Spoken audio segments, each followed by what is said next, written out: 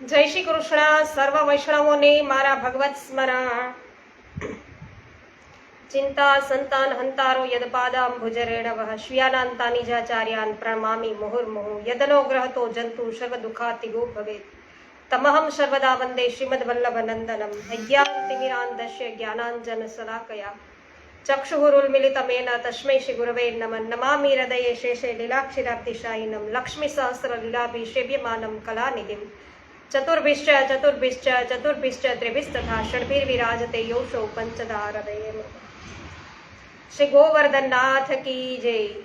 श्याम सुंदर श्री अमने महारानी की जय. श्री वल्लभाधीश की जय. श्री गुसाई जी परम दयाल की जय. श्री गोकुल नाथ की जय. श्री हरिराय जी महाप्रभुनी जय.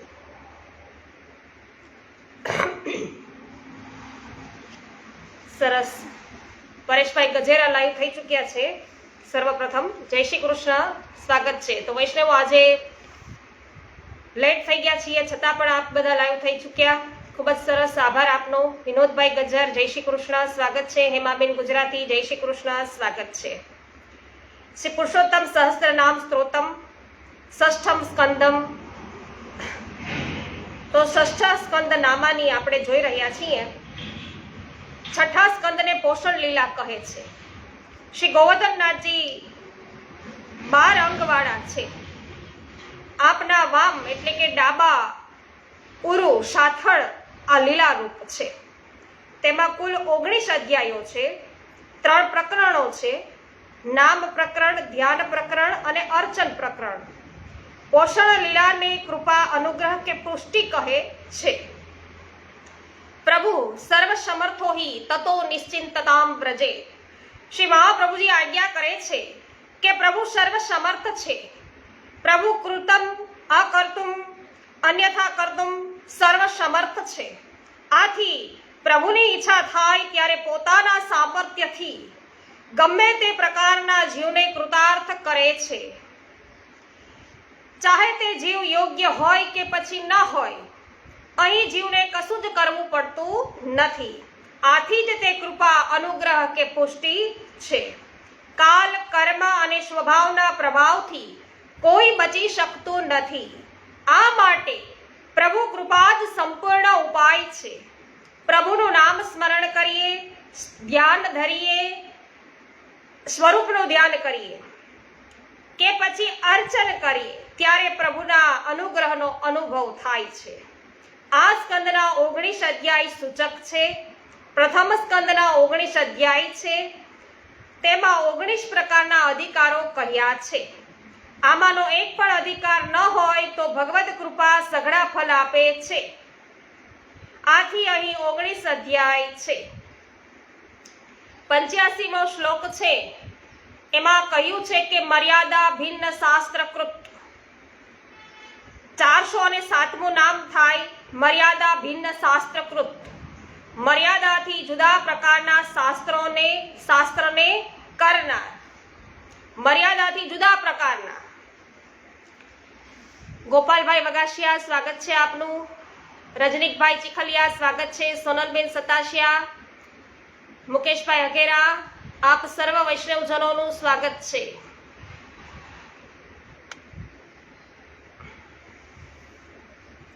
પુષ્ટિ માર્ગ એટલે જ અનુગ્રહ માર્ગ. જે.આર. વડાલિયા, મનીષાબેન અઘેરા, આપનું પણ સ્વાગત છે. મર્યાદા અને વૈદિક માર્ગથી તે ભિન્ન છે. પુષ્ટિ માર્ગ છે એ મર્યાદા અને વૈદિક માર્ગથી ભિન્ન છે. સાધકે કરેલા સાધન પ્રકારનું ફળ મળે તે મર્યાદા છે. દાખલા તરીકે સ્વર્ગની ઈચ્છાવાળાએ યજન કરવું. કામરૂપી અને મોક્ષરૂપી ફલ મેળવવા વેદોમાં કર્મ ક્રિયાઓ છે કહી છે. આ વેદ શાસ્ત્રમાં મર્યાદા માર્ગ છે. આનાથી જુદું સાધન વિના કે અલ્પ સાધનથી ભગવદ સ્વરૂપ કે લીલા અનુભવ રૂપી ફળની પ્રાપ્તિ થવી તે અનુગ્રહ માર્ગ છે. ભગવદ કૃપાથી જ તે સાધ્ય છે. શ્રી કૃષ્ણ પોતાના પ્રમેય બળથી ભક્તોનો ઉદ્ધાર કરે છે. આ કથાઓ છઠ્ઠા સ્કંદમાં વર્ણવાઈ છે. આથી જ આ સ્કંદ પોષણ લીલા છે. શ્રી વલ્લભ આજ્ઞા કરે છે, પોષણમ તદનુગ્રહ, ભગવાનના અનુગ્રહને જ પોષણ કહે છે. વેદ માર્ગમાં સ્ત્રી, શુદ્ર વગેરેને તે જન્મમાં મોક્ષની સિદ્ધિ પ્રાપ્ત થતી નથી. આ વૈદિક મર્યાદા છે. અનુગ્રહ માર્ગમાં મોક્ષનું દ્વાર સર્વ માટે સુલભ છે. અનુગ્રહના લીધે ભગવાનના દિવ્ય રસમય સ્વરૂપ સાથે સંબંધ થઈ શકે છે. પ્રભુની દિવ્ય લીલાઓમાં પ્રવેશ પણ મળે છે. શ્રી ભાગવત અને શ્રી ગીતામાં સ્વમુખે પ્રભુએ અનુગ્રહ માર્ગનું શાસ્ત્ર કહ્યું છે. શ્રી વ્યાસ, સુકજી, નારદજી તથા શાંડિલ્ય વગેરે ભક્તોએ આ શાસ્ત્રનો ઉપદેશ કર્યો છે. આ બધા જ ભગવદ અંશો છે. જુલીબેન સાકરિયા, આપનું પણ સ્વાગત છે. સખરેલિયા, જુલીબેન સખરેલિયા સ્વાગત છે. મનીષાબેન માકડિયા, જય હો, સ્વાગત છે આપનું. ત્યારબાદ 86મો શ્લોક લઈ રહ્યા છીએ. કાલાંત ભયછેદી નામ સામર્થ્ય રૂપ ધ્રુક ઉદારાનગ્રહ ગોપ્તામાં નામાદિ પ્રેર કોતમઃ. એટલે 408મું નામ થાય છે કાલાંતક ભયછેદી. કાલ જેવા યમરાજ અને અંતક એટલે કે મૃત્યુના ભેદને છેદવાના સ્વભાવવાળા ભગવાન, એટલે મૃત્યુના ભયને નાશ કરનારા પ્રભુ. કાલ એટલે યમરાજ અને મૃત્યુનો ભય પ્રાયઃ સર્વને છે. બધાને મૃત્યુનો ભય છે. પ્રભુ આ બંનેના ભયને દૂર કરનારા છે. આ છઠ્ઠા સ્કંદના પ્રથમ 3 અધ્યાયોમાં અજામિલની કથા કહી છે. અજામિલને જીવનના અંતે મરણનો ભય છે. તે બાદ નરક પ્રાપ્તિનો એને ભય પણ છે. અજામિલ પોતાના દીકરાનું નામ લે છે. કૃપાળુ ભગવાન માની લે છે કે મને યાદ કરે છે. ભગવાન પોતાના નામ સ્મરણનું અપૂર્વ મહાત્મ્ય પ્રકાશિત કરે છે. શું પ્રભુ પોતાનું કોઈ પણ જીવ છે પ્રભુનું નામ લે તો પ્રભુ છે એ મહાત્મ્ય છે એ પ્રકાશિત કરે છે. એ મહાત્મ્ય બતાવી રહ્યા છે કે મારા નામનું શું મહાત્મ્ય છે. મારા નામનું સ્મરણ કરવાથી તમને શું લાભ થાય એ અહીંયા પ્રભુ બતાવી રહ્યા છે. અજામિલને મૃત્યુ અને નરક ગતિથી બચાવી લે છે. અભયનું દાન કરે છે. શ્રીમદ ભાગવત સેવનના 5 મુખ્ય ફલો પૈકી અભયનું દાન પણ એક ફલ છે. પ્રભુનું નામ સ્મરણ કાલનો, મૃત્યુનો અને નરક સંબંધી ભયનો નાશ કરે છે. તો વૈષ્ણવો, આપણે કાલે નરક સંબંધી છે એ સત્સંગ કર્યો કે કેવા કેવા જીવો છે કયા કયા પ્રકારના દુષ્કર્મો કરતા હોય તો એને કેવા પ્રકારના નરકની અંદર સ્થાન મળે તો આપણને ભય ઉત્પન્ન થાય.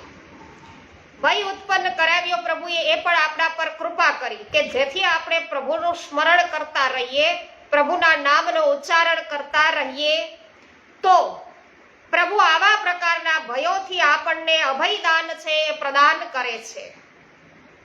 અને પ્રભુના નામનો શું મહિમા છે એ અહીં સાબિત કરી બતાવે છે. 409મું નામ સામર્થ્ય રૂપ ધ્રુક. નામના સામર્થ્યવાન પ્રભાવશાળી સ્વરૂપને ધારણ કરનાર પ્રભુ ધરાવનાર. તો સ્વરૂપ પ્રથમ પ્રગટ થાય છે, નામ તે પછી આવે છે. આ સામાન્ય નિયમ છે. પ્રભુનું સ્વરૂપ અને નામ સમાન સામર્થ્ય ધરાવે છે.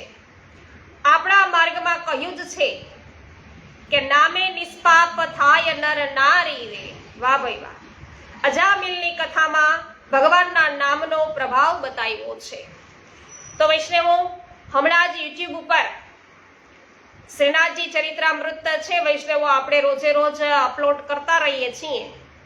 એમાં ભક્ત માટે પ્રભુ કેવું વિચારે છે એમાં જોયું કે પ્રભુનો એક ભક્ત છે, પ્રભુના દર્શન કર્યા પછી જલપાન કરવાનો નિશ્ચય કરે છે, દર્શનાર્થે આવે છે, ત્યાં જ છે દ્વાર વસાઈ જાય છે. એટલે ખૂબ તાપ અને કલેશ થાય છે. ભૂખ્યા અને તરસ્યા પછી નક્કી કર્યું હતું કે પ્રભુના દર્શન પછી છે જલપાન કરવું. તો પ્રભુના દર્શન થયા નહીં, હવે શું કરવું? ભૂખ્યા અને તરસ્યા છે, ગિરિરાજની તળેટીમાં છે, પડ્યા રહ્યા છે. એનો તાપ અને કલેશ છે એ પ્રભુથી સહન ન થયો. પ્રભુથી સહન ન થઈ, એમને દુઃખ છે, જોઈ ન શક્યા પ્રભુ, અને પોતાની ઝારી અને બંટા લઈ અને શ્રીનાથજી બાવા છે એમના સન્મુખ પધાર્યા છે. તો પોતાના ઝારીમાંથી જ જલપાન કરવા, બંટામાંથી છે પ્રસાદ ગ્રહણ કરવા આજ્ઞા કરી છે. તો આમ ભક્ત ઉપર પ્રભુએ છે કૃપા કરી દર્શન પોતાના આપ્યા છે, ભક્તનું દુઃખ દૂર કર્યું છે, અને બીજે દિવસ છે એમને દર્શન છે એ મંદિરમાં પણ કરાવ્યા છે વૈષ્ણવ. તો એ પ્રભુનું નામ સ્મરણ કર્યું, પ્રભુ માટે છે, પ્રભુના દર્શન અર્થે એમને તાપ અને કલેશ થયો, પ્રભુના સ્વરૂપના દર્શન અર્થે. બીજો જ એવો એક ભક્ત કે જે પ્રભુના દર્શન અર્થે આવેલા છે, સાથે એક ગોવિંદ નામનો સેવક છે. ખૂબ તૃષાથી તેઓ પીડાઈ રહ્યા છે, ખૂબ તરસ લાગી છે, પ્રાણ જવાની તૈયારીમાં છે, અને ગોવિંદ ગોવિંદ એમ પોતાના ભક્તનું, પોતાના જે દાસ છે એનું નામ, નોકરનું નામ, ચાકરનું નામ બોલાવી રહ્યા છે કે ભાઈ ગોવિંદ મને જલપાન કરાવ. ગોવિંદ ગોવિંદ કરે છે, પણ એ નોકર તો સૂઈ ગયો છે, સાથે લાવેલો માણસ સૂઈ ગયો. પણ મંદિરના ગોવિંદ છે એ સાંભળી જાય છે. મંદિરના ગોવિંદથી છે એમની પીડા સહન ન થઈ, અને મંદિરના ગોવિંદ પોતાની ઝારી લઈ અને એમની સન્મુખ છે ઉપસ્થિત થઈ ગયા. તો ગોવિંદ છે એ તો ખાલી નોકરનું નામ હતું, છતાં પણ એને ન સાંભળ્યું, પણ મંદિરના ગોવિંદે સાંભળી લીધું વૈષ્ણવ. તો પ્રભુ આ પ્રકારે અનુગ્રહ કરે છે. અનુગ્રહ શું છે એ આપણે છઠ્ઠા સ્કંદની અંદર જોઈ રહ્યા છીએ. પુષ્ટિ શું છે, કૃપા શું છે, પ્રભુનો અનુગ્રહ શું છે, આ વાર્તા પ્રસંગથી આપણને ખ્યાલ આવે છે.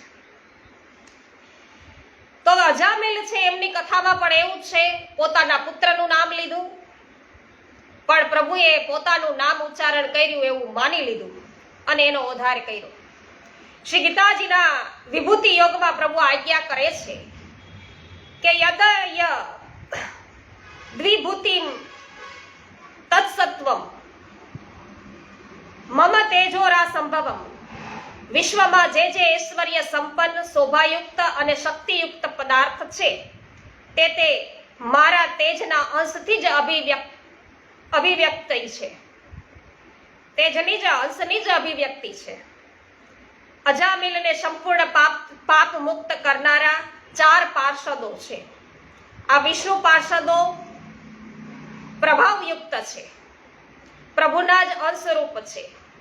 પાર્ષદો રૂપે ભગવાનને જ અજામિલને મુક્ત કર્યો છે. અજામિલ નારાયણ બોલે છે, એ નામથી 4 પાર્ષદોએ પ્રભુએ છે 4 પાર્ષદોને મોકલા. એમના દૂતો ત્યાં ન આવે. તો ભગવાનના નામનું સ્વરૂપ ભગવાનની દિવ્ય અને કૃપાયુક્ત લીલા જ છે. ગોપાલભાઈ છત્રાળા સ્વાગત છે, નંદાભાઈ ભાટિયા આપનું સ્વાગત છે, અસુબેન પટેલ સ્વાગત છે, મહેશભાઈ વસોયા આપનું પણ સ્વાગત કરું છું, નૂતનબેન જાવિયા, રમેશભાઈ જાવિયા, મુકેશભાઈ અઘેરા, જયશ્રીબેન પટેલ, વિઠ્ઠલભાઈ ગોંડલિયા, સંજયભાઈ સોની, મનસુખભાઈ ગજેરા, સર્વ વૈષ્ણવજનોનું સ્વાગત છે. સરસ, લાઈવ થઈ જવા બદલ ખૂબ ખૂબ બધાનો આભાર.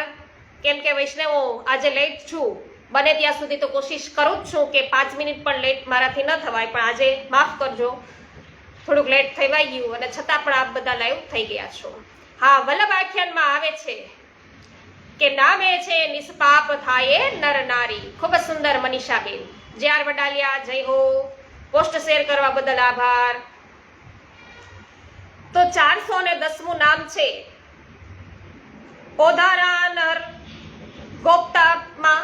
ગોપ્તાત્મા એટલે સંસારથી મુક્ત થવાની જેમની યોગ્યતા નથી એવા જીવોનું પાલન કરનારા જેમનો આત્મા છે એવા ભગવાન. તો ઘણા જીવો સંસારથી મુક્ત થઈ શકતા નથી.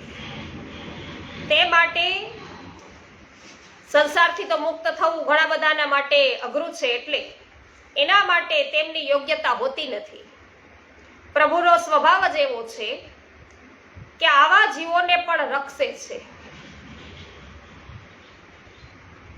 અજામિલનું આચરણ તેના ઉદ્ધાર માટે અયોગ્ય છે. એનો કોઈ રીતે એનું આચરણ જ અજામિલનું એવું છે કે કોઈ પ્રકારે છે એનો ઉદ્ધાર ન થઈ શકે. એનું આચરણ અયોગ્ય છે. અને તેના અંત સમયે યમદૂતો છે એ પાસ લઈને એની પાસે આવ્યા છે. ભગવાનના દિવ્ય નામનો પ્રભાવ પણ દિવ્ય છે. વૈષ્ણવો, છેલ્લે છેલ્લે એને પ્રભુનું નામ લેવાઈ ગયું, લીધું દીકરાનું નામ, પણ નામ નારાયણ, પ્રભુનું નામ. આથી યમદૂતોના પાસમાંથી એમણે મુક્તિ મેળવી અને તેના જીવનનું પરિવર્તન થયું. આ સ્કંધના બીજા અધ્યાયમાં શ્રી સુખદેવજી કહે છે કે પરીક્ષિત, અજામિલને દાસીનો સહવાસ થયો, આનાથી તેનો બધો જ ધર્મ નાશ પામ્યો. નિંદિત કર્મથી તે પતિત થયો. તો નિયમોનું પાલન કર્યું નથી, આથી તેને નરકમાં નાખવાનો હતો. પણ ભગવાનના એક નામના ઉચ્ચારણ કરવા માત્રથી તે તત્કાલ મુક્ત થઈ ગયો. જય હો. શ્રી ગોવર્ધન નાથ કી જય હો, જય હો. સદ્યો વિમુક્તો ભગવાન નામ ગૃહત. અજામિલ સિવાય પણ પ્રભુએ આવા તો ઘણા જીવોનું રક્ષણ કર્યું છે. નરકમાં પડેલા જીવો શ્રી કૃષ્ણ નામ ઉચ્ચારતા વૈકુંઠને પામ્યા છે.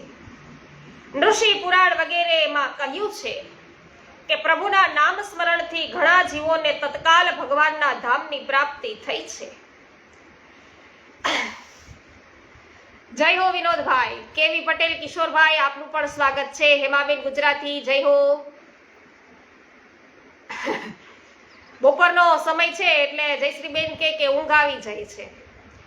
તો પ્રભુ કૃપા છે ને એટલે જો ન આવી અને લાઈવ થઈ ગયા. રસિકભાઈ ગઢિયા, અનસુયાબેન ગઢિયા, સ્વાગત છે. 411મું નામ છે નામાદિ પ્રેરકોત્તમઃ. જે સાધનોમાં પ્રભુનું નામ સ્મરણ મુખ્ય છે તેવા સાધનોને પ્રેરણા કરનાર ઉત્તમ ભગવાન. નામ આદિ સાધનો જેમને ઉત્તમ પ્રેરણા કરનાર છે એવા પ્રભુ. છઠ્ઠા સ્કંદના પ્રથમ 3 અધ્યાય નામના મહાત્મ્યને સમજાવવા અતિ મહત્વના છે. સમજવા ખૂબ જ મહત્વના છે. ભગવાન અને ભગવાનનું નામ એ બંને નિત્ય છે, સાથે સાથે દિવ્ય છે અને સર્વ સમર્થ છે. આ નામો શ્રી કૃષ્ણની લીલા રૂપ જ છે. વૈષ્ણવો, આવા પ્રભુના નામનું ઉચ્ચારણ આપણે છે કરી રહ્યા છીએ 26 દિવસથી. લગાતાર 26 દિવસથી આપણે આ પ્રભુના વિવિધ નામો છે એનું ઉચ્ચારણ કરી રહ્યા છીએ. તો પ્રભુનું એક વખત નારાયણ નામ લીધું અને અજામિલ જેવા મહાપાપીનો ઉદ્ધાર થઈ ગયો. તો વિચાર કરો કે આપણા પર પ્રભુએ કેટલી કૃપા કરી કે પ્રભુની કૃપાથી આપણે 5મ અધ્યાય સુધીના સર્વ નામોનો ઉચ્ચારણ કર્યો. અને આજે પ્રભુની જ કૃપાથી 6ઠા અધ્યાયની અંદર આપણે પ્રવેશ કરી શક્યા છીએ. 6ઠા સ્કંદના પ્રથમ 3 અધ્યાય નામના મહાત્મ્યને સમજાવવા અતિ મહત્વના છે એમ કીધું. તો બીજા અધ્યાયમાં વિષ્ણુ પાર્ષદો કહે છે કે સંકેતમાં, પરિહાસમાં, તાન આલાપમાં કે કોઈની અવહેલના કરવામાં જો કોઈ ભગવાનના નામનો ઉચ્ચાર કરે તો તે બધા પાપથી મુક્ત થાય છે. વાહ ભાઈ વાહ. સારા પ્રભુના નામ લેવાના કોઈ સારા ઉદ્દેશ્યની વાત નથી કરી અહીંયા. જો ખાલી સંકેતમાં પણ આપણે પ્રભુનું નામ લઈ લઈએ, પરિહાસ કરવામાં પ્રભુનું નામ લેવાઈ જાય, તાન આલાપમાં કદાચ પ્રભુનું નામ લેવાઈ જાય, અથવા તો કોઈની અવહેલના કરવામાં પણ જો પ્રભુના નામનો ઉચ્ચારણ થઈ જાય તો પણ આપણે બધા જ પ્રકારના પાપમાંથી મુક્ત થઈ શકીએ છીએ. આટલો મહિમા છે પ્રભુના નામનો. કદાચ કોક એવો હોય વાયડો અને આપણે એમ કહી દઈએ જાવા દે હવે ભાઈ તું રેવા દે ને, હવે કનૈયો થઈને બેઠો છે, પણ ન્યા કનૈયો એમને લીધું, પરિહાસમાં લીધું અથવા તો અવહેલના કરવામાં લીધું, છતાં પણ પ્રભુના નામનો ઉચ્ચારણ કર્યું તો પણ પાપ મુક્ત થાઓ. આવી પ્રભુ છે એના નામની, પ્રભુની લીલા છે, એમના સ્મરણની મહિમા આટલો બધો મોટો છે, મહત્તા એટલી છે.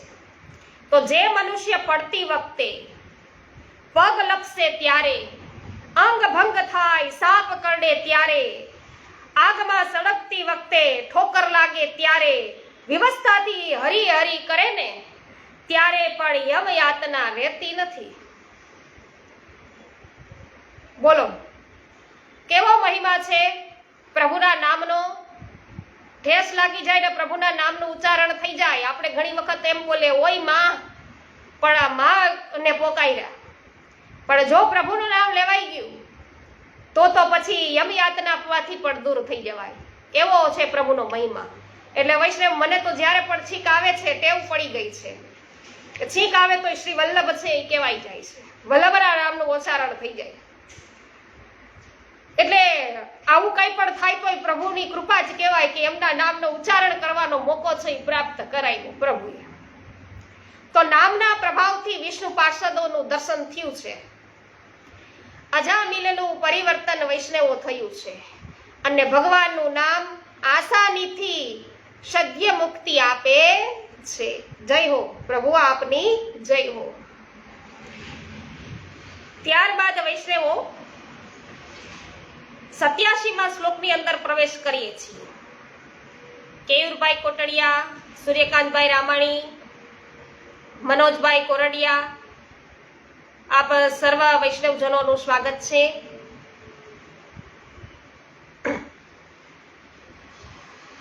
અજામિલ મહાદુષ્ટ મોચકોધ વિમોચક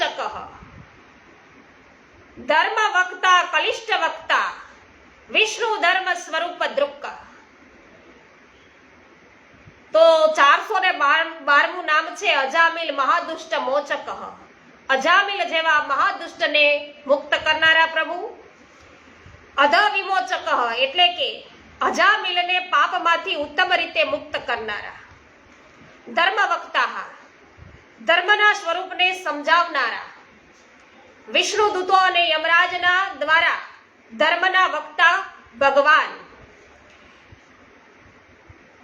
અકલિષ્ટ વક્તા શાસ્ત્ર વિરુદ્ધ ન હોય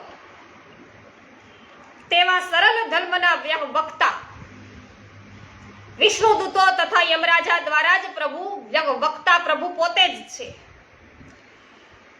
અને 416મું નામ લઈએ છીએ કે વિષ્ણુ ધર્મ સ્વરૂપ દૃક્ક. વિષ્ણુ ધર્મ જ જેનું સ્વકીય ધન છે તે વિષ્ણુ ધર્મસ્વ કહેવાય. આવા ભગવદીઓમાં પોતાના રૂપનું સ્થાપન કરનાર. અને બીજો અર્થ એ થાય કે ધર્મ યમ સ્વરૂપને ધારણ કરનારા વિષ્ણુ પરમાત્મા જ છે. આ 5 નામોની સંગતિ વૈષ્ણવો કંઈક સમજ માટે અજામિલ આખ્યાનનું કિંચિત અવગાહન કરીએ. આપણે કનોજ નગરમાં એક બ્રાહ્મણ રહેતો હતો, તેનું નામ હતું અજામિલ.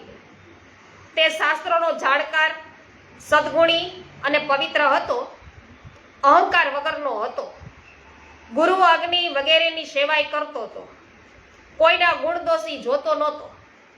એકવાર તે સમિધ, કુશ વગેરે લાવવાથી વનમાં ગયો. ત્યાં એક કામી પુરુષ અને દુસંગી સ્ત્રીના વિહાર એણે જોયા. આ દ્રશ્યથી તેનામાં કામ જઈ ગયો, સદાચારી ભૂલી ગયો અને આ દુષ્ટ સ્ત્રીના મોહ પાશમાં એ આવી ગયો. તે પોતે સ્ત્રીને રીઝવવા પાપી જીવન જીવવા લાગ્યો. તે એક દાસીનો પતિ થયો. કુટુંબનું ભરણ પોષણ કરવા તે નિંદનીય વૃત્તિ કરતો. તેને 10 પુત્રો થયા. છેલ્લાનું નામ એને નારાયણ રાખ્યું. અને એ કેવી રીતે રાખ્યું એ તો આપણે ભાગવતમાં જોયું વૈષ્ણવો. તો તેના પર અજામિલને ખૂબ મોહ હતો, એ નારાયણ પુત્ર ઉપર એને. આ રીતે વૈષ્ણવો 28 વર્ષ વીતી ગયા અને એ મહાદુષ્ટ બની ગયો. અંત સમય આવ્યો ત્યારે પણ પુત્ર નારાયણના વિચારી કરતો હતો. મૃત્યુ સમયે તેને લેવા 3 યમદૂતો આવ્યા. તેમને જોઈને તે વ્યાકુલ બન્યો. પોતાના વહાલા પુત્ર નારાયણને એને પોકાર્યો. નારાયણ ભગવાનના પાર્ષદો છે એ ઝડપથી ત્યાં આવી ગયા. જેવું નારાયણ છે નામ લીધું એના પુત્રનું કે નારાયણ અહીંયા આવો, એવી રીતે વાત છે, બોલાવાની વાત છે, ત્યાં તો ભગવાનના પાર્ષદો હાજર થઈ ગયા વૈષ્ણવો. અને યમદૂતો તે વખતે અજામિલના સૂક્ષ્મ શરીરને ખેંચી રહ્યા હતા.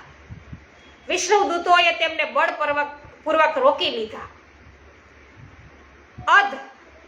પાપ વાળો અજામિલ બચી ગયો, સજામાંથી મુક્ત થયો. એટલે આપણે 413મું પ્રભુનું નામ જોયું ને અહીંયા બતાવ્યું કે અધ વિમોચક. તો પ્રભુ છે અધ વિમોચક થયા. યમદૂતો વિષ્ણુ દૂતોને રોકવાનું કારણ પૂછે છે. યમદૂતો કે ભાઈ અમને હું કામ રોકો છો? વિષ્ણુ દૂતોને કે એટલે વિષ્ણુ દૂતો દ્વારા પ્રભુ છે એ ધર્મનું સ્વરૂપ યમદૂતોને સમજાવે છે.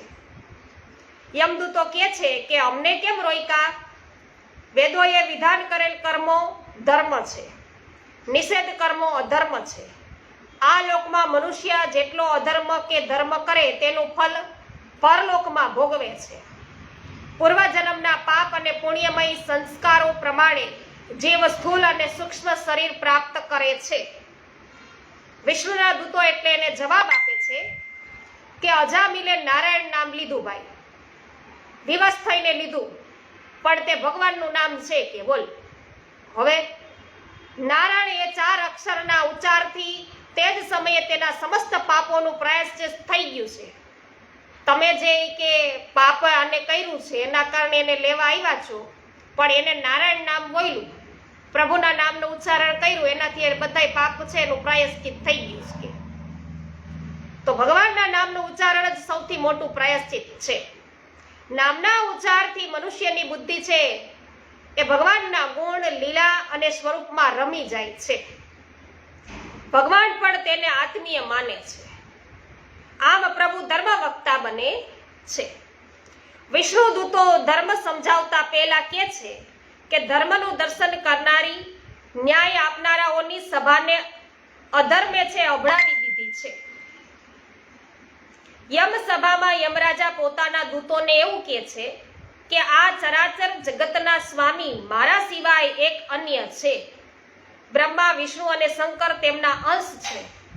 હું અને મોટા મોટા દેવો પણ સત્વ પ્રધાન છીએ, છતાં તે સ્વામીની માયાને આધીન છીએ. આવા ભગવાનના પાર્ષદોના દર્શન દુર્લભ છે. ભગવાનના તો ઠીક, પણ ભગવાનના પાર્ષદોના દર્શન દુર્લભ છે. પાર્ષદો ભક્તજનોને બધી વિપત્તિઓમાંથી રક્ષે છે. ભગવાને ભાગવત ધર્મ પ્રગટ કર્યો છે. તે પરમ શુદ્ધ છે, ખૂબ ગોપનીય છે. તેને જાણવો એ ખૂબ જ કઠિન છે. તે ધર્મ જાણતા ભગવાનના સ્વરૂપની પ્રાપ્તિ થાય છે. આમ અહીં પ્રભુ યમરાજા દ્વારા ધર્મ વક્તા બન્યા છે. એ 414મા શ્લોકમાં પ્રભુએ છે પ્રભુનું આ નામ આપણે જોયું, ધર્મ વક્તા. તો વિષ્ણુ દૂતો એવું કહે છે કે પ્રાયશ્ચિતથી પાપ નાશ પામે છે, પણ હૃદય શુદ્ધ થતું નથી.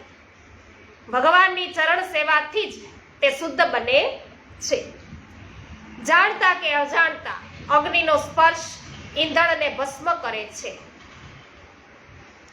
જાણતા કે અજાણતા અમૃતનું પાન પીનારને અમર બનાવે છે. આ રીતે જાણતા કે અજાણતા એ લેવાયેલું પ્રભુનું નામ છે એ ફળ આપે જ છે.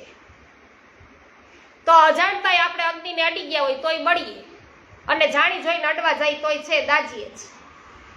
અમૃતનું પાન છે, આપને ખબર હોય કે આ અમૃત છે અને પછી પીએ તો પણ અમર થવાય, અને ખબર નથી કે આ હું છે ને પી ગયા તોય તે આપણે અમર તો થઈ જ. એમ ભગવાનનું નામ છે, આપણે જાણતા નથી ને લીધું તો પણ વૈષ્ણવો ઓધાર તો છે જ, પાપોનામાંથી મુક્તિ તો છે જ. આમ સુખપૂર્વક થઈ શકે તેવા ઉપાય કનિષ્ઠ વક્તા પ્રભુ બતાવે છે. અહીંયા 415મું નામ પ્રભુનું અકનિષ્ઠ વક્તા, હા બતાવ્યું એ. અને શ્રી કૃષ્ણ સંયમીઓમાં યમ ધર્મરાજ છે. યમ કે છે કે ભાગવત ધર્મ મોટો છે, તે અંતઃકરણમાં ભક્તિભાવ સ્થાપે છે, તેમને કોઈ દંડ આપતો નથી. ભગવાનનું પ્રેમથી ગાન કરવાની રક્ષા ભગવાનની ગદા કરે છે. તો ભગવાનનું જે પ્રેમથી ને ગાન કરે છે ને એનું રક્ષણ પ્રભુની ગદા કરે છે. સુખદેવજી પણ કહે છે કે ભગવાનના ગુણો, લીલાઓ અને નામોનું કીર્તન કરવાથી જીવોનું કલ્યાણ છે. મોટા મોટા પાપો આથી નિર્મૂલ બને છે. ભાગવત ધર્મ વૈષ્ણવોનું એક અને અદ્વિતીય ધન છે. આમ અહીં પ્રભુ વિષ્ણુ ધર્મ સ્વરૂપ ધ્રુક બન્યા છે. 416મું નામ વિષ્ણુ ધર્મ સ્વરૂપ ધ્રુક. તો વૈષ્ણવો કેટલી કૃપા થઈ કે આપણને છે એ ભાગવત પણ છે સુંદર રીતે શ્રી દ્વારકેશ બાવાના મુખેથી અત્યારે સાંભળવા મળ્યું. મુખ્ય ધર્મ જે આપણો છે એ કહ્યો કે જેમાં પ્રભુની લીલાઓનું વર્ણન છે, જેમાં પ્રભુના યશોગાન આપણે ગાઈ રહ્યા છીએ. તો બધાએ આજ તો પ્રભુએ આપણા પર ખરેખર વધારે કૃપા કરી કે આ સમયની અંદર, એટલે કે હું આ સમયની અંદર વેકેશનમાં આવી ગાળવા, અને અધિક કૃપા પ્રભુએ કરી દીધી કે આપણને શ્રીમદ ભાગવત છે એનો રસપાન કરવાનો લાહવો પ્રાપ્ત થયો. વૈષ્ણવો તો પ્રભુને જેના પર કૃપા કરવી જ છે, અનુગ્રહ કરવો જ છે વૈષ્ણવો, એ તો કોઈ પ્રભુને તો કોઈ રોકી શકવાનું જ નથી. અને પ્રભુ તો કોઈ પણ છે એ વૈદિક ધર્મના વિરુદ્ધ પણ છે એ જય અને પુષ્ટિ કરે છે, અનુગ્રહ કરે છે પ્રભુ. ત્યારબાદ વૈષ્ણવો કુંદનબેન દેસાઈ, આપનું સ્વાગત છે. હેમાબેન ગુજરાતી, જય હો, જયસુખભાઈ સચદેવ, મિતાબેન સચદેવ સ્વાગત છે. રમેશભાઈ ચાંગાણી, હંસાબેન ચાંગાણી સ્વાગત છે. હેમાબેન શાહ આપનું પણ સ્વાગત છે. વિઠ્ઠલભાઈ ગોંડલિયા, જય હો, સ્વાગત છે. કાંતાબેન કોઠડિયા સ્વાગત છે. ગિરધરભાઈ પટેલ સ્વાગત છે આપનું. નૂતનબેન જાવિયા સ્વાગત છે. નરેશભાઈ હિરાણી સ્વાગત છે. વ્રજભાઈ કંડોરિયા સ્વાગત છે. સર્વ વૈષ્ણવજનોનું ખૂબ જ સુંદર 88મો શ્લોક લઈ રહ્યા છીએ. સન્માર્ગ પ્રેરકો ધરતા ત્યાગ હેતુર દોક્ષજ વૈકુંઠપુર નેતા ચ દાસ સંવૃદ્ધિકારક.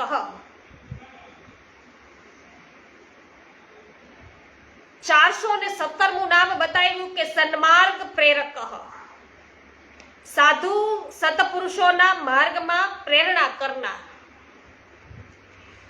તો જીવનમાં નિષ્ઠા હોવી આવશ્યક છે. પ્રતિકૂળ પરિસ્થિતિમાં પણ શ્રદ્ધા અને વિશ્વાસ ટકી રહેવો ને એને કહેવાય નિષ્ઠા. તો ભગવાન ઉપરની આવી નિષ્ઠા કૃતાર્થ કરે છે. જય હો. તો આ ભગવત નિષ્ઠા તરફ લઈ જતા માર્ગને સન્માર્ગ કહે છે. અને સાધુ પુરુષો સતપુરુષોનો આ માર્ગ છે. શ્રી મહાપ્રભુજી 3 નિષ્ઠા ફલ બતાવે છે. પેલું છે, બતાવી રહ્યા છે ફલ કે જ્ઞાન નિષ્ઠાથી સર્વજ્ઞતા આવે છે. બીજું બતાવી રહ્યા છે કે ધર્મ નિષ્ઠાથી ચિત્તની પ્રસન્નતા થાય છે. અને ભક્તિ નિષ્ઠાથી કૃષ્ણ છે પ્રસન્ન થાય છે. કૃષ્ણની પ્રસન્નતાનું કૃપા છે એનું દાન કરે છે, અને તેથી ભજનાનંદનો આસ્વાદ કરે છે. આ ભજનાનંદ બ્રહ્માનંદથી પણ શ્રેષ્ઠ છે. આવા સન્માર્ગમાં નામ સ્મરણ અગત્યનું છે. વાહ ભાઈ વાહ. શું કીધું? નામ સ્મરણ અગત્યનું છે. સતપુરુષોનું તે ભૂષણ છે. વાહ ભાઈ વાહ. અને વેદ રટત, બ્રહ્મા રટત, શંભુ રટત, શેષ રટત, નારદ સુક વ્યાસ રટત. શ્રી નારદજી કહે છે કે શ્રી હરિ પરમાત્માનું નામ સ્મરણ કરવું એ જ મારું પરમ જીવન છે. એટલે હાલતા ચાલતા નારાયણ નારાયણ નારાયણ નારાયણ કરતા નારદજી છે એ સર્વત્ર વિચરી રહ્યા હોય છે. શ્રી નારદજીની આ ભગવાન કૃષ્ણ નિષ્ઠા છે અને આ જ સન્માર્ગનું સ્વરૂપ છે.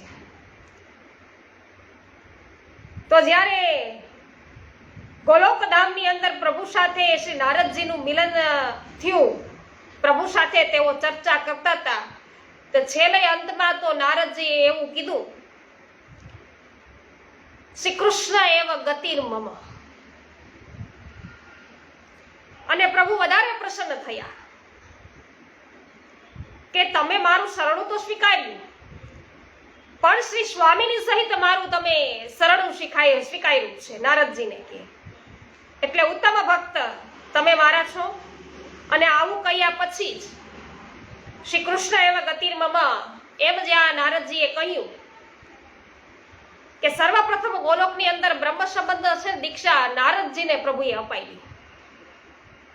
અહીંયા ભૂલોકની અંદર મહાપ્રભુજી દ્વારા સર્વપ્રથમ વૈષ્ણવ દામોદરદાસ હરસાની વૈષ્ણવ, ગોલોકમાં સર્વપ્રથમ એમની પહેલા પણ છે નારદજીને બ્રહ્મ સંબંધ થઈ ગયેલું.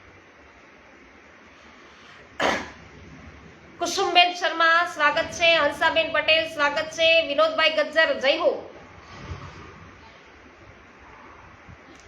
નામ નિર્મોલ નગ લે કોઈ ના શકે, ભક્ત રાખત હિએ હાર કરકે. આહા, તો ભક્તો છે ઈ જ છે પ્રભુના નામનો છે એ હાર કરી અને હૈયે ધારણ કરી રાખે ભાઈ. તો આમ સતપુરુષોના નામ સ્મરણ રૂપ સન્માર્ગ છે, પ્રભુ તેના પ્રેરક બને છે. 418મું નામ છે ઉદ્ધારતા, એટલે કે ધરતા, ભક્તોનો ઉદ્ધાર કરનારા પ્રભુ, ધારણ કરનારા, સન્માર્ગે ચાલનાર ભક્તોનો ભગવાન સર્વ રીતે ઉદ્ધાર કરે છે. સન્માર્ગે ચાલનાર તો શ્રી ગીતા આજ્ઞા પ્રમાણે જીવ ભૂતામ ત્યાંથી લઈને ધાર્ય જગત એ શ્લોક છે, એમાં પ્રભુ જ આ દ્રશ્યમાન જગતને ધારણ અને પોષણ કરે છે. તેમાંય ભક્તો તો પ્રભુને ખૂબ જ પ્રિય છે. શ્રી ગીતામાં કૃષ્ણજી અર્જુનને કહે છે કે મારો ભક્ત નાશ પામતો નથી. ભક્તોનો ઉદ્ધાર ભગવાન સર્વ રીતે કરે છે. આથી જન્મ મરણના ફેરા છે એ પણ ટળી જાય છે. પ્રભુ જ્યારે ધારણ કરે પછી જ ભક્તની આ સ્થિતિ બને છે. એટલે તો ભક્તો ગાય છે ને કે મારા મટી ગયા, અમારા મટી ગયા 84 ના ફેરા રે, આનંદની લહેર આજ આનંદની લહેર. આવું ગાયન કોણ કરી શકે? આવું કોણ ગાઈ શકે? જે પ્રભુના ભક્તો હોય, જે પ્રભુ ભક્તો છે એ સતત શ્રીનાથજી, યમુનાજી અને મહાપ્રભુજીના નામનું રટણ કરે છે, એ લોકો આવું ગાઈ શકે કે મારા મટી ગયા 84 ના ફેરા રે. કારણ કે અહીંયા નિશ્ચય બતાવ્યું છે કે એમને 84 ના ફેરા છે ફરવા પડતા નથી. જે સન્માર્ગે સતપુરુષો જે પ્રભુના નામનું સ્મરણ કરે છે એને, અને એટલા માટે પ્રભુ તેના પ્રેરક બને છે. તો ભક્તોના ઉદ્ધાર ભગવાન સર્વ રીતે કરે છે. આથી એના જન્મ મરણના ફેરા છે ટળી જાય છે. પ્રભુ જ્યારે ધારણ કરે પછી જ ભક્તની આ સ્થિતિ બને છે. અને ત્યારબાદ 419મું નામ છે ત્યાગ હેતુ. જેમને પ્રાપ્ત કરવા વિષયનો ત્યાગ એ મુખ્ય હેતુ છે એવા પરમાત્મા. મનુષ્ય 5 જ્ઞાનેન્દ્રિયો છે. મનુષ્યને કેટલી જ્ઞાનેન્દ્રિયો છે? 5. નેત્ર, નાસિકા, રસના એટલે કે જીભ, કર્ણ અને ત્વચા. આ દરેકને સંલગ્ન એક વિષય છે. નેત્રો છે એનો રૂપ, નાસિકાનો ગંધ, રસનાનો રસ, કર્ણનો શબ્દ અને ચામડીનો સ્પર્શ. શાસ્ત્ર વચન છે કે પાતંગ માતંગ કુરંગ ભૃગ મીનાહતાઃ પંચભિરેવ પંચ એકઃ પ્રમાદી સ કંથ હન્યતે યહ સેવતે પંચભિરેવ પંચ. પતંગિયું નેત્ર વિષયથી દીપકમાં પડીને મરે છે, હાથી સ્પર્શ વિષય કરી અને મરે છે, હરણ શ્રવણ વિષયથી મરે છે, ભમરો નાસિકાના વિષય ગંધથી મરે છે, માછલી જીભના વિષયથી મરે છે. એક વિષયથી આ બધાય મર્યા. મનુષ્યનું તો આ 5નું સેવન છે કાયમી ધોરણે. એને આ બધાય ખાલી એક વિષયોથી વધારે આસક્ત છે. તો આપણે બધાય તો આ બધાયનું સેવન કરનારા છીએ. આ 5યનું સેવન પ્રભુ સેવનને છે ને એ ભૂલાવી શકે. પ્રભુ ભૂલાવી દે છે. 5 વિષયો છે એનો મનથી પણ ત્યાગ જરૂરી છે. પરમાત્માની પ્રાપ્તિ માટે આ ત્યાગ એ જ મુખ્ય હેતુ છે. શ્રી મહાપ્રભુજી સ્વમાર્ગમાં આ વિષયોને પણ ભગવદ વિષયક બનાવવા ઉદ્ધવીકરણ છે એ શીખવે છે. કૃષ્ણાબેન સુદાણી ઉપસ્થિત થયા છે. જે હા, સ્વાગત છે આપનું. શામજીભાઈ નકુમ, પમ્મીબેન નકુમ, પ્રિન્સભાઈ નકુમ, સ્વાગત છે આપ સર્વ પરિવારજનોનું. રમેશભાઈ ચાંગાની જય હો. ત્યારબાદ 420મું નામ છે અધોક્ષજ, સ્વતઃ સિદ્ધ જ્ઞાનવાળા ભગવાન. સંસ્કૃત વ્યાકરણ પ્રમાણે અધોક્ષજ એટલે ઇન્દ્રિય જ્ઞાનથી, ઇન્દ્રિયોના જ્ઞાનથી અગોચર આપણી ઇન્દ્રિયો ભગવાનને જ જાણી શકતી નથી, માણી શકતી નથી, નાણી શકતી નથી. તો ભગવાન જ સિદ્ધ જ્ઞાનવાળા છે. સાંખ્ય અને યોગરૂપ જ્ઞાન આપના કર્ણ કુંડળ બનીને શોભે છે. પ્રભુ ઇન્દ્રિયોથી ઉત્પન્ન થાય તેવા જ્ઞાનને પ્રગટ કરે છે. આનાથી જ ભગવાન સંબંધી જ્ઞાન થાય છે. તો સાંખ્યનું જ્ઞાન અને યોગરૂપ જ્ઞાન છે ને તો પ્રભુના કુંડળ છે એને બિરાજે છે એવી વાત કરી. પ્રભુના કાનમાં છે એ શોભી રહ્યા છે. 421મું નામ છે વૈકુંઠ પુરનેતા, વૈકુંઠપુરના નેતા, નાયક. ભગવાનનું નિવાસ સ્થાન વૈકુંઠ છે. આ સ્થાન દરેકને પ્રાપ્ત થતું નથી. સંસ્કૃત વ્યાકરણ પ્રમાણે નેતૃથી નેતા શબ્દ બન્યો. તેને નાયક પણ કહે છે. દોરે કે લઈ જાય તે નેતા. જે આપણને કઈક દિશામાં દોરે અથવા તો આપણને લઈ જાય એને કહેવાય નેતા, નાયક. અજામિલને વૈકુંઠ સ્થાનમાં લાવનાર ભગવાન જ છે. પ્રભુના પાર્ષદોના માત્ર થોડી જ વારના સત્સંગથી અજામિલનું જીવન બદલાઈ ગયું. યોગ માર્ગ દ્વારા બધી ઇન્દ્રિયોને વિષયોથી હટાવી મનમાં લીન કરી, મનને બુદ્ધિમાં મેળવું, બુદ્ધિને વિષયોથી દૂર કરી ભગવાનના ધામમાં જોડી દીધી. ફરી પ્રભુ પાર્ષદોના દર્શન એને થયા અને શરીર છોડી દીધું. પાર્ષદોનું રૂપ પ્રાપ્ત કર્યું અને વિષ્ણુદૂતો સામે વિમાનમાં બેસીને વૈકુંઠમાં એને લઈ ગયા. વિઠ્ઠલભાઈ દોંગા, સ્વાગત છે આપનું. 422મું નામ છે દાસ સંવૃદ્ધિકારક, દાસોની સર્વ રીતે વૃદ્ધિ કરનાર. ભગવાન ભક્તિ પ્રિય છે. શ્રી ભાગવત ભગવાનને ભક્ત ભક્તિમાનઃ કહે છે. દાસ નિજ ભક્તની ઉન્નતિ નિહાળવી પ્રભુને ગમે છે. તેથી પ્રભુ પ્રસન્ન થાય છે અને ભક્તોની સર્વ પ્રકારે ઉત્તરોત્તર ઉન્નતિ જ કર્યા કરે છે. ત્યારબાદ વૈષ્ણવ શ્લોક આવે છે 89મો, જે આપણે આવતીકાલથી શરૂઆત કરીશું.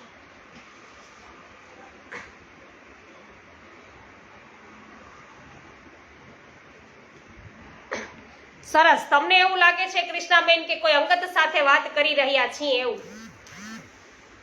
તો આપણે અંગત તો છીએ.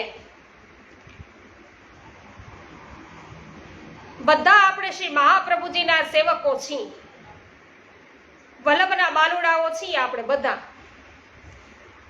અને આપણે તો ગુરુદ્વાર પણ એક વૈયા કૃષ્ણાબેન. તો પછી આપણે અંગત નથી તો શું? અંગત જ છીએ. અને રાત્રિના સમયે શ્રીમદ ભાગવત છે, શ્રી દ્વારકેશ બાવા દ્વારા 7 દિવસ જે પારાયણ થાય સપ્તાહ, એનું વાંચન કરી રહ્યા છીએ. શક્ય હોય તો જોઈન થવું.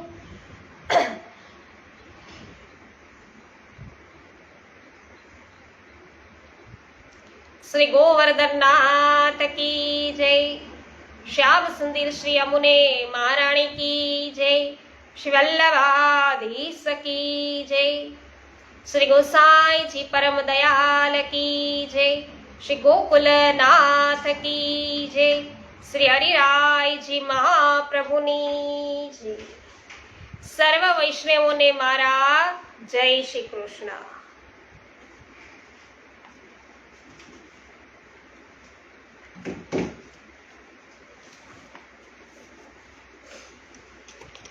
જય હો વિનોદભાઈ.